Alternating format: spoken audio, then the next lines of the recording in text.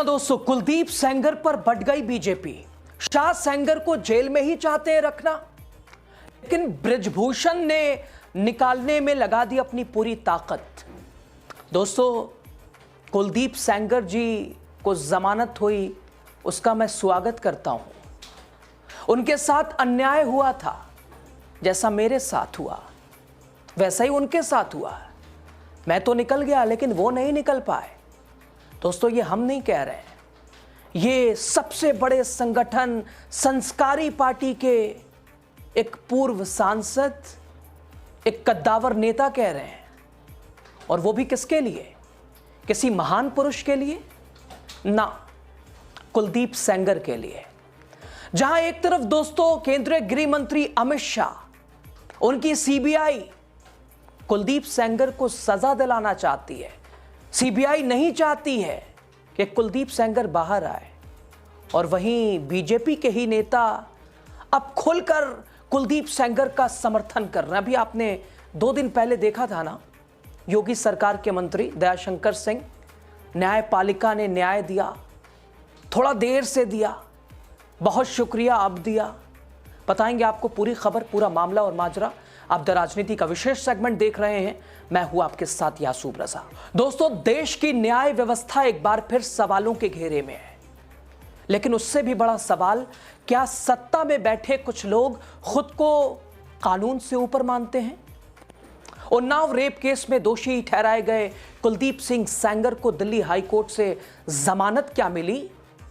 BJP के ही नेता उसका समर्थन करते नजर आ रहे हैं। कोई कह रहा है देर से मिली, लेकिन मिलनी तो थी, स्वागत है। और आज तो उसने कह दिया, जिसके ऊपर खुद सैकड़ों आरोप हैं, जो खुद यौन शोषण का एक तरह से आरोपी है, वो भी कह रहा। दोस्तों, अब जरा सोचिए, ये आईना, इस पे कैसी धूल लगी है? ये चेहरों पे लगी है या आईने पे लगी है?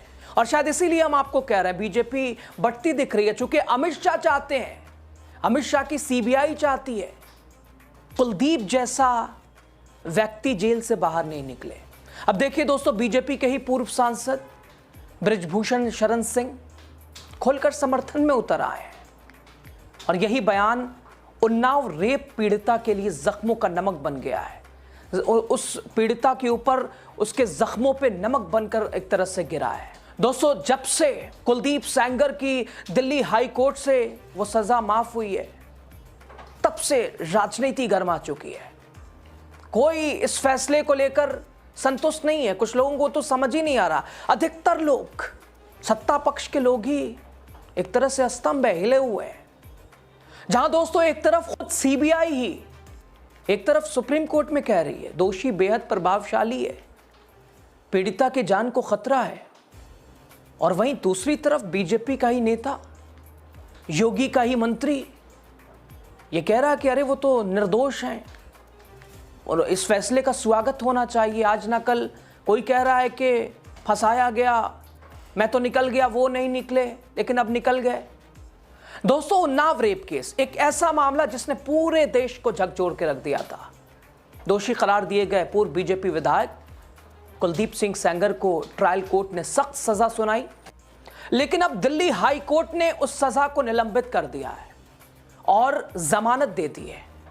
कुछ लोग तो जस्टिस से सवाल पूछ रहे हैं, साहब घर में बेटी बहन नहीं है क्या? ऐसे फैसलों पे कलम चल कैसे गया? दोस्तों, इसी फैसले के बाद राजनीति ने फिर से इस मामले को विवाद का केंद्र बना दिया। और अभी हाल ही में आपने 2 दिन पहले देखा था, योगी सरकार के मंत्री दयाशंकर सिंह क्या कह रहे थे। और अब तो बीजेपी के वो फायर ब्रांड नेता जो कि बीजेपी हाईकमान से ही अलग सा तेवर लेके चलते हैं, शायद ये कह लीजिए हाईकमान इनसे डरता है, और टिकट कटने के पीछे भी उन्हीं की कहानी, ये तेवर, वो आरोप, अपना पता नहीं, चलनी चली सूप को हंसने, और साहब दूसरों पे ऐसी टीका टिप्पणी। भारतीय कुश्ती महासंघ के पूर्व प्रमुख, बीजेपी के पूर्व सांसद बृजभूषण शरण सिंह ने खुले तौर पर कुलदीप सिंह सेंगर का बचाव किया। कहते हैं कि जब कोर्ट सजा देता है तो लोग खुश होते हैं, और जब वही कोर्ट सजा निलंबित करता है तो सवाल क्यों उठाते हैं? कुलदीप सेंगर जी को जमानत हुई है, उसका मैं स्वागत करता हूं। उनके साथ अन्याय हुआ था, उनके साथ षड्यंत्र हुआ था। जैसे मेरे साथ विश्वव्यापी षड्यंत्र हुआ तो मेरे साथ इतनी जनता खड़ी हो गई कि मैं उस षड्यंत्र से बाहर निकल गया, लेकिन वो उस षड्यंत्र से बाहर नहीं निकल पाए। और मैं आज बड़ी जिम्मेदारी से कहना चाहता हूं, उनके साथ षड्यंत्र हुआ था और वो षड्यंत्रकारी आज भी षड्यंत्र कर रहे हैं। वो षड्यंत्रकारी आज भी षड्यंत्र कर रहे हैं। जैसे उनको जमानत मिली, पीड़िता तुरंत बाहर वो षड्यंत्रकारी आज भी षड्यंत्र कर रहे हैं। वो कहीं से प्रेरित हैं, उनके पीछे कोई है। खैर, उससे मेरा लेना देना नहीं है। कोर्ट ने उनको मतलब एक तरीके से जमानत दिया है तो कोर्ट का सम्मान सबको करना चाहिए। ये धरना और प्रदर्शन से कुछ होने वाला नहीं है। अगर कुलदीप सिंह सेंगर जेल में थे तो उनके परिवार धरना प्रदर्शन करते, उनके लाखों समर्थक धरना प्रदर्शन करते, तो उन्होंने तो धरना प्रदर्शन नहीं किया। वो तो जेल चले गए, इंतजार किया, 3-4 साल से जेल में है। जो न्यायिक प्रक्रिया है उसके अधीन छूट करके आए हैं, तुम्हें दिक्कत क्या है? ये देश धरना प्रदर्शन से चलेगा?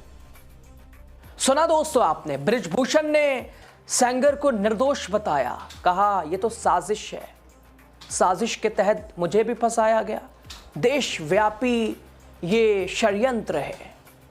और कुलदीप सेंगर को भी वही, लेकिन आज ना कल।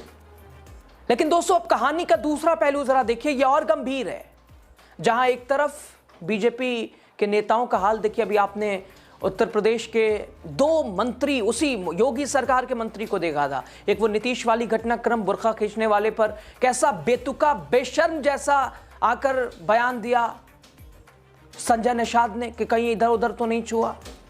और उसके बाद इसी उन्नाव केस को लेकर जब सवाल किया गया ओपी राजभर से, क्या बेतुका बेशर्मी भरा जवाब, हंसता हुआ ही सब। यानी दोस्तों, फिर ऐसे ही है इस सरकार में, असंवेदनशील, बेमर्यादित, मर्यादा से दूर दूर, जिन्हें कोई मतलब नाता रिश्ता नहीं जिनका रहता है।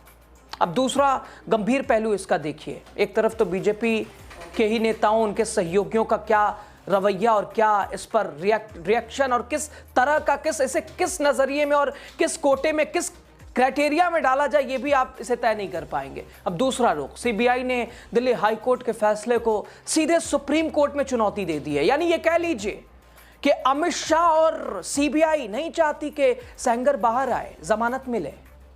और दूसरी तरफ बीजेपी के ही नेता, उनके सहयोगी दल साहब, सीबीआई क्या कहती है आपको बता। दोस्तों, सीबीआई का कहना है हाई कोर्ट ने पॉस्को कानून की मंशा को ही नजरअंदाज कर दिया है। दोषी व्यक्ति पैसे और बाहुबल दोनों में ताकतवर है। जेल से बाहर आने पर पीड़िता और उसके परिवार को गंभीर खतरा हो सकता है। दोस्तों, ये कोई नई बात नहीं है।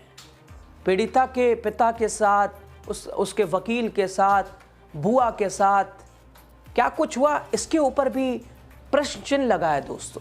कई संकेत उस एक्सीडेंट ने भी दिए हैं। और दूसरी तरफ सीबीआई का तेवर, यानी देश की जांच एजेंसी भी खुद कह रही है खतरा अभी टला नहीं है। 5 किलोमीटर का वो दायरा, ये कौन सी बात हो गई साहब।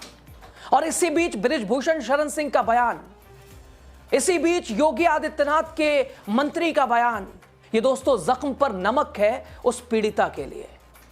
और साफ तौर पर यह मानसिक आघात भी बन गया है पीड़िता और उसके परिवार के लिए। और इस पर इसीलिए उन्नाव रेप पीड़िता ने खुलकर अपनी बात रखी है। पीड़िता कहती है, मैं मुख्यमंत्री योगी आदित्यनाथ से पूछना चाहती हूं, यह आपका नेता है जो आपसे भी नहीं डरता। ऐसे लोग सरकार और कानून से नहीं डरते।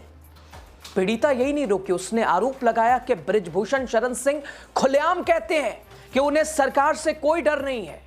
यानी पीड़िता के मुताबिक वो कहते हैं सरकार उनके लिए जीरो है, कोई अहमियत नहीं है, मैं हीरो हूं।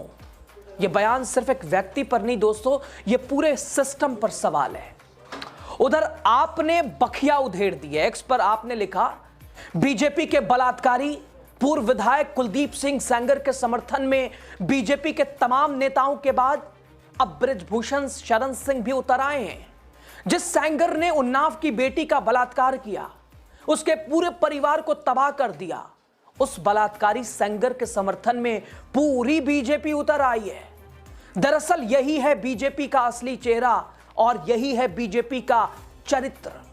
दोस्तों, सबसे चौंकाने वाली बात, बृजभूषण शरण सिंह खुद भी गंभीर आरोपों का सामना कर चुके हैं। आज भी उन पे केस है। साल 2023 में महिला पहलवानों ने उन पर यौन शोषण के आरोप लगाए। एक नाबालिग पहलवान के पिता ने तो एफआईआर तक दर्ज कराई। 2 अलग अलग शिकायतें, देशव्यापी आंदोलन, लेकिन आज वही नेता जिसके ऊपर खुद न जाने कितने धब्बे हो, जिसके दामन पे वो एक दोषी का समर्थन करता नजर आ रहा है और संस्कारी पार्टी का खुद को बताता है कि बीजेपी से जुड़े हैं। और यही वजह है कि बृजभूषण शरण सिंह के बयान सिर्फ राजनीतिक नहीं बल्कि नैतिक सवाल भी एक तरह से दोस्तों बन गए हैं। दोस्तों, जब खुद पे आरोपों की पूरी किताब अंबार हो और वो भी ऐसे पॉस्को एक्ट और यौन शोषण, तो क्या किसी दोषी का बचाव एक तरह से गंभीर अपराध नहीं बन जाता है? हालांकि पीड़िता ने साफ कहा कि वो आज भी अदालत पर भरोसा करती है और सीबीआई, इसके अलावा पूरा विपक्ष, पूरे देश के न्याय पसंद लोग उस पीड़िता के साथ खड़े हैं। पीड़िता कहती है, मुझे पता है, कोर्ट है, मुझे भरोसा है, आखिर में न्याय मिलेगा।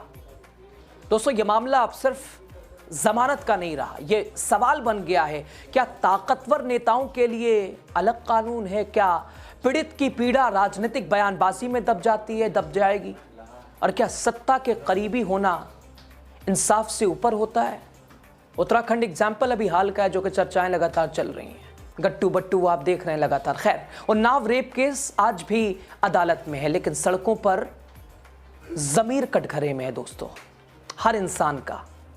एक तरफ सीबीआई सुप्रीम कोर्ट में इंसाफ की बात कर रही है, तो दूसरी तरफ राजनीतिक ताकत दोषी के साथ खड़ी दिखाई दे रही है और संस्कारी पार्टी के वो हैं। सबसे बड़ी बात, बृजभूषण शरण सिंह का बयान सिर्फ एक राय नहीं बल्कि उस सोच की तस्वीर है जो मानती है कि कानून सबके लिए बराबर नहीं है। अब सवाल सिर्फ यही है कि क्या देश की अदालत इस सोच से बड़ी साबित होगी? सवाल का जवाब शायद जल्द मिलेगा दोस्तों। खैर, बहरहाल खबर पे आपकी राय क्या है? आप क्या सोचते समझते हैं, बताइए।